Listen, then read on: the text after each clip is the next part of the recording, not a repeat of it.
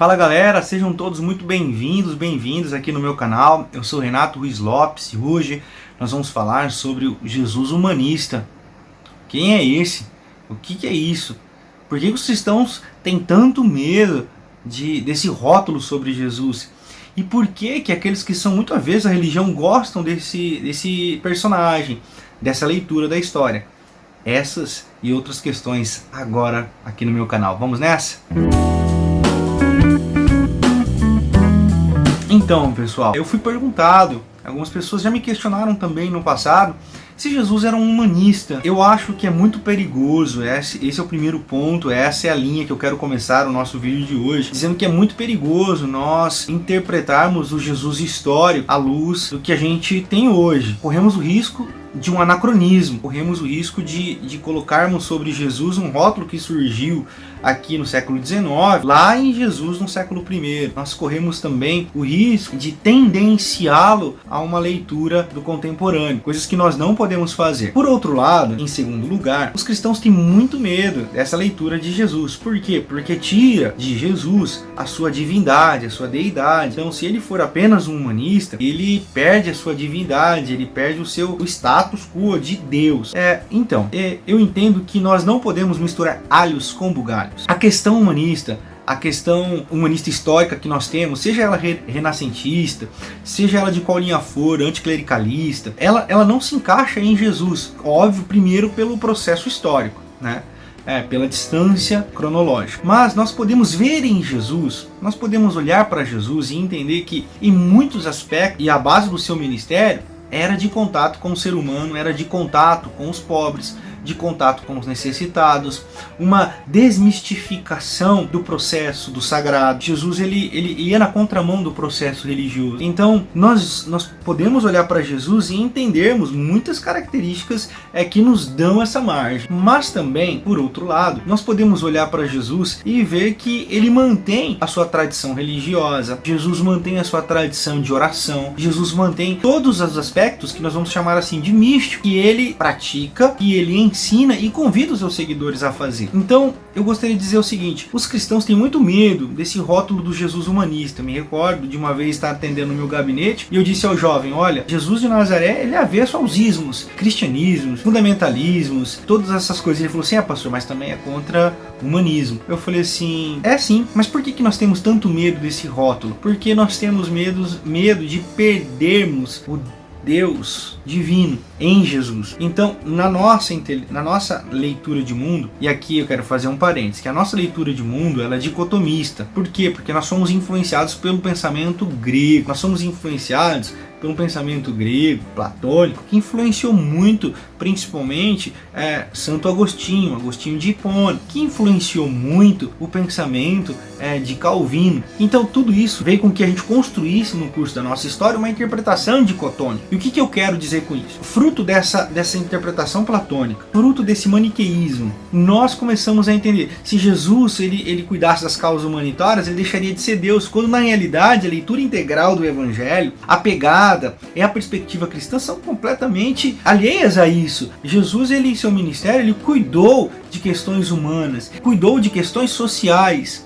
Então Jesus, nós podemos dizer, sim, foi um humanista, né? Ele foi um humanista. Por quê? Porque ele cuidou das pessoas, ele cuidou da questão do pobre, ele reafirmou a questão do órfão, ele reafirmou a questão da viúva, ele reafirmou a questão do estrangeiro, e ele pediu para os discípulos, façam isso. Isso não tira de Jesus a sua deidade, isso não tira de Jesus a sua divindade. Ou seja, Jesus continua sendo Deus através dessas coisas. E Deus está dizendo assim, através dessas coisas que eu me manifesto à humanidade. Através desse cuidado, através desse conjunto de práticas humanas. E práticas humanas não são práticas religiosas, mas são práticas de cuidado com o próximo, que eu me manifesto. Então a divindade está acoplada as questões humanitárias. Agora, quando nós pensamos, não, eu acho que Jesus foi só um humanista e eu continuo ateu, fica manco porque você fala assim, eu concordo com as questões sociais, eu concordo com as questões históricas, mas eu discordo das questões místicas. É um direito seu, mas fica manco, porque Jesus orou, Jesus ressuscitou Lázaro, Jesus curou enfermos, Jesus curou um enfermo e os fariseus ficaram espantados e disseram,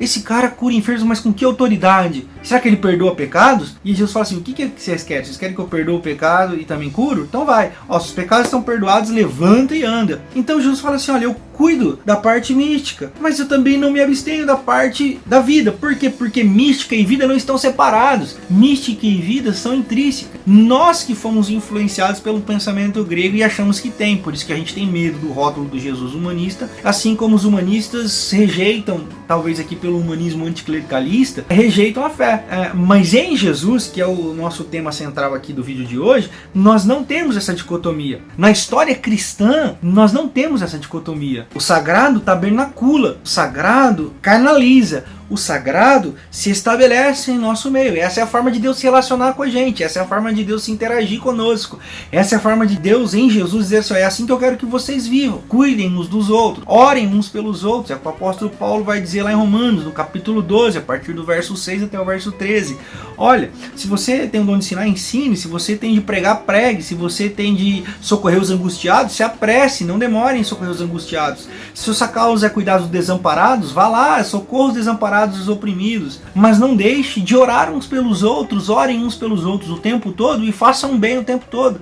É muito interessante essa compreensão paulina. Então, nós precisamos trazer para nós que o Jesus humanista, se nós quisermos dizer assim, e para não corrermos o risco de anacronismos, nós podemos dizer, Jesus era um humanista que salvou a humanidade, um humanista que perdoou e resgatou a humanidade, um humanista que trouxe para a humanidade uma maneira, um jeito e uma esperança para que eles vivam melhor. Então eu acho que nós podemos fazer essa sintonia, e era isso que eu queria dizer aqui no vídeo de hoje.